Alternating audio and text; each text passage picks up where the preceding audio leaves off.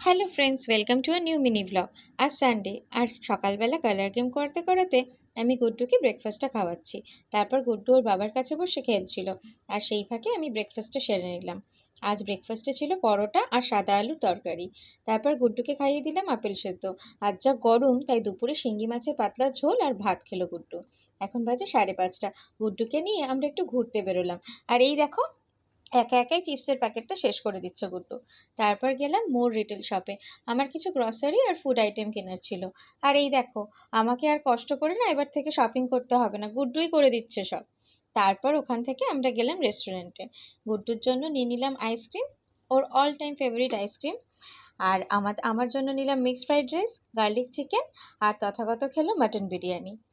তারপর আমাদের ডিনার সেরে বাড়ি ফিরতে ফিরতে বেশ রাত হয়ে গেছিল। আজকে ব্লগটা এখানেই শেষ করছি। আবার দেখা হবে নতুন ব্লগে।